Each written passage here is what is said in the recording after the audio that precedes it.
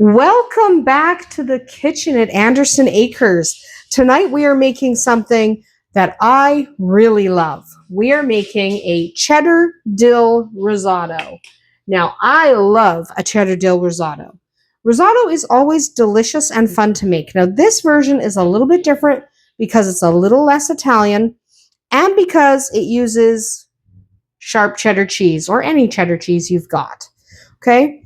You can use a sharp or an old for added punch, but if you don't have sharp or old, you can use marble cheese. You could use any old cheddar cheese you have in the cupboard. You can also try adding a little sage for some added flavor. Now, cheddar dill risotto can be made with chicken, beef, tofu, or without a protein at all. So tonight I'm making one with shredded chicken in it, but you can use a different protein.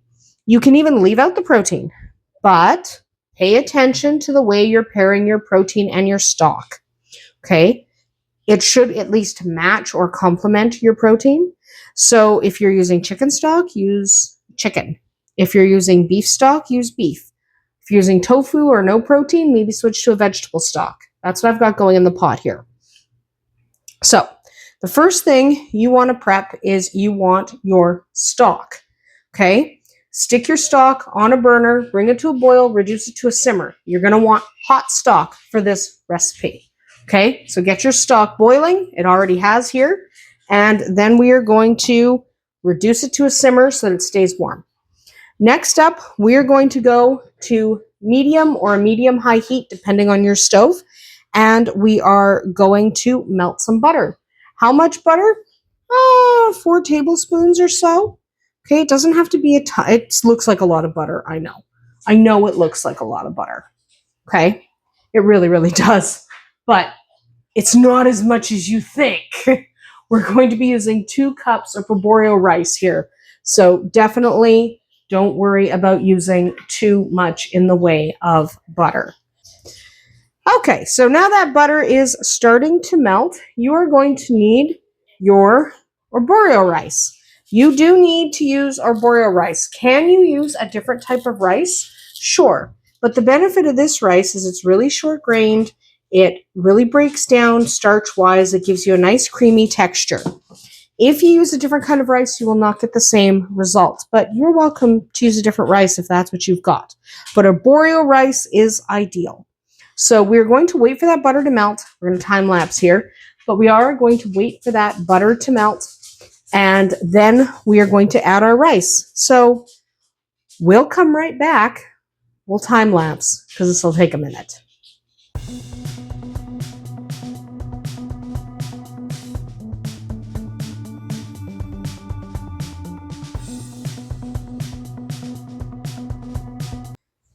Okay, butter is melted.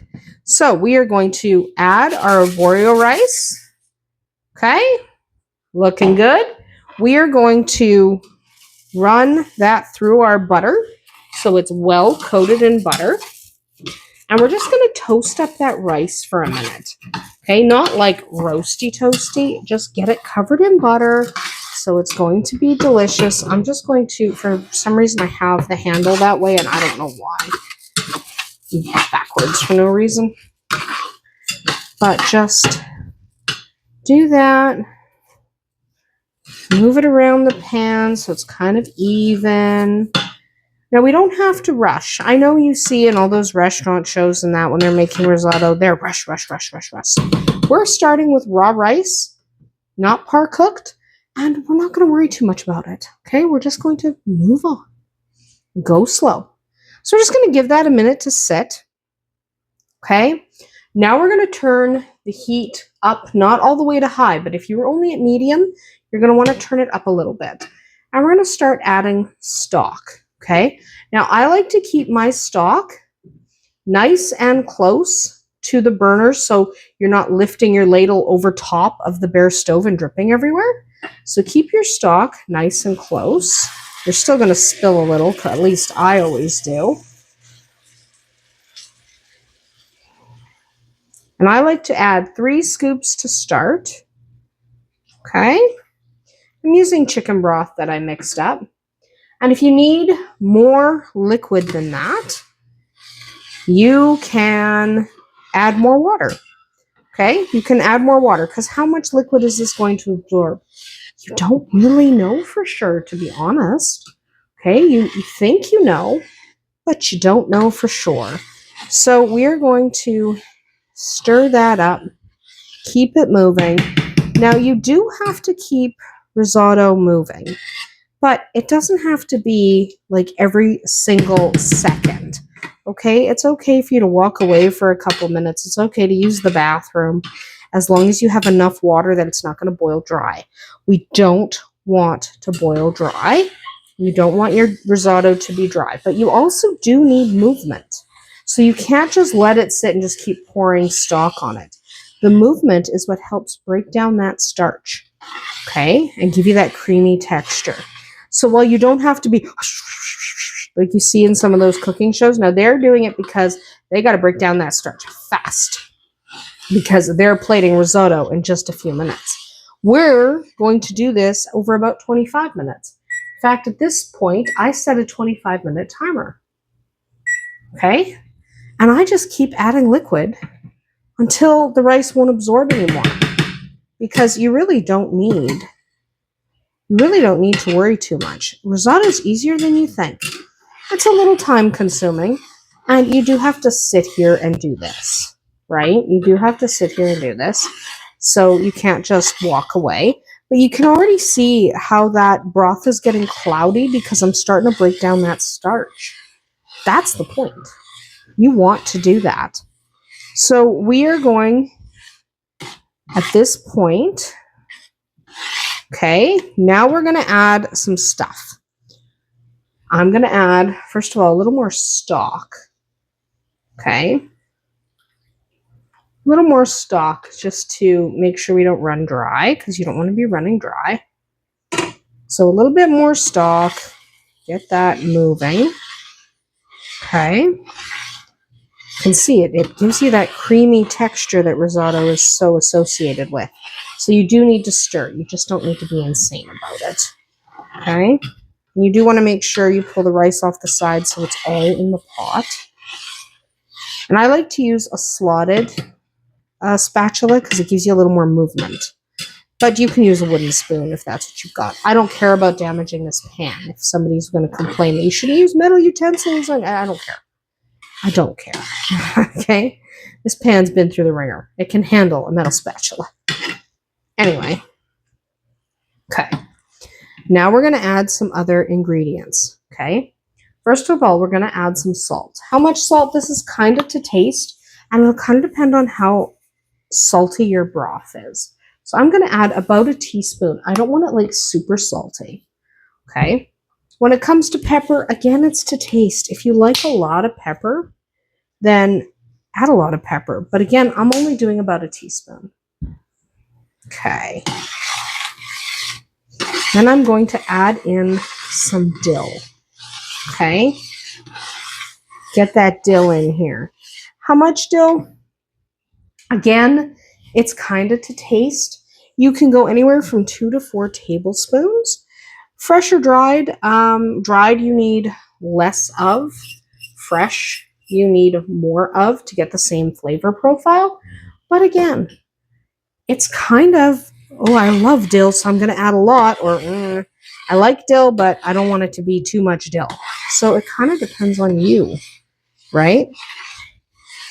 So we are just going to keep doing this, and I'm going to time-lapse this part because this is where it's going to get boring.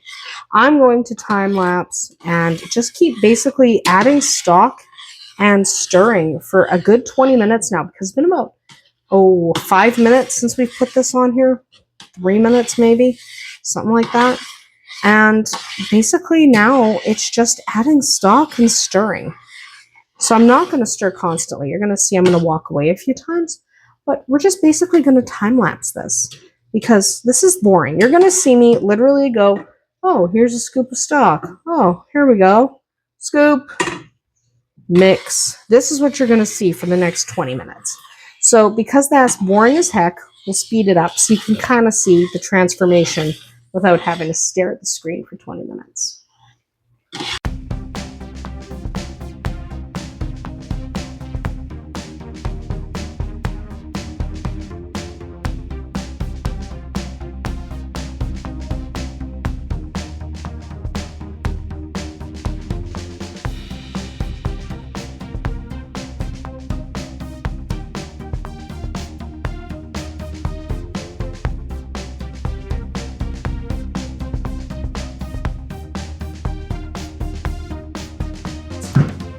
All right.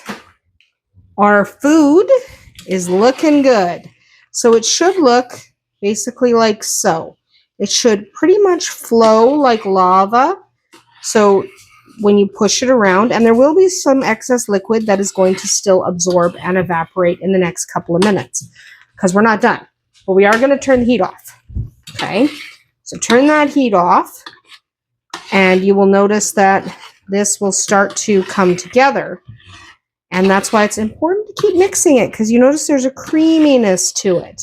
At this point, your rice should not be crunchy, and it should really start to look like lava.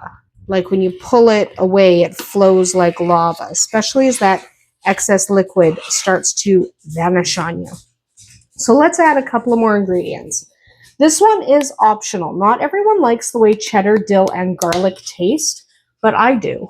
So I'm going to add some garlic powder. I'm only adding about a teaspoon. You don't need much. If you don't like garlic, cheddar, and dill together, just don't add the garlic. It's not a big deal. Okay? It's not a big deal at all. This is a really easy one-pan meal. We did use a pot for the stock, but everything else just went in here. It's really easy. Okay. Now we want to add our chicken. Now, I am using just some shredded chicken that I had in the fridge. You can use cubed chicken or really whatever you have. You can use chicken, you can use pork, you can use beef, you could use tofu. You could leave out the protein. If you're not in a protein mood, don't add it. It's not the end of the world. So we're going to mix that in. Again, we've turned the heat off, and the chicken needs to be fully cooked. Okay, the chicken should not be raw. You need fully cooked chickens. If you don't have fully cooked protein, cook it before you start. You could also throw something like shrimp in here, and it'll cook in the hot liquid because shrimp takes no time at all. But I'm using chicken. But whatever you like. You could also throw some peas in or some broccoli if you like. If you like broccoli, you could throw some in. Now, I'm also going to add now my cheese. I'm doing 2 different cheddars, a white cheddar and an old. So I am adding about a cup and a half. Again, this is to taste. If you really love cheese, you might want to go up to 2 cups, but try the 1 cup before you add extra, because you might find 1 cup is plenty sufficient for you. Okay, there we go. Then we are going to mix that in. Gently, be gentle with your risotto till it melts. You see how it's really coming together and really starting to flow. There we go. No problem at all. There we go. Get that cheddar in there. And then, because we really want that creaminess to shine, we have some chicken in here that I'm just going to break up with my spatula a little bit. Some of the chunks are a little bigger than I would want in here. There we go. Just break them up a bit. But to up that creaminess factor, it's already plenty creamy, but to up that creaminess factor, I'm just going to add a couple more tablespoons of butter. Just 2 to 3. You don't need a ton. Remember, there's already a bunch of butter in there from before. So get that butter in there. Do use butter, not margarine. If you're doing a vegetarian version or a vegan version, you could use a plant-based butter. That would work fine. You also wouldn't have the chicken, obviously, and you wouldn't have the cheese. But do use something to make it nice and creamy. So I'm going to finish mixing this up. Then we're going to move over to the counter. I'll plate some up, and we'll take a look at how it is. Look at how creamy that is. Look at how wonderful. You see how it's flowing like lava? It doesn't immediately fill in, but it also doesn't stick and stay to one side of the pan. See, that's what it should do. That's how you know your risotto is actually risottoed and not just gooey rice. All right, let's head over to the counter. Take a look at the finished product. And there we go. Top it with a little bit of nice parsley, and it's perfect. It'll be excellent, delicious, and it's really not hard. I know we all think of risotto as a really fancy dish, but you can make it at home with no problem at all. You just need a little patience and you need to hang out near it so you can give it a good stir quite often. That's about it for us here tonight at Andersen Acres. Drop a comment below if you enjoy risotto and which type of risotto is your favorite. We'll see you tomorrow.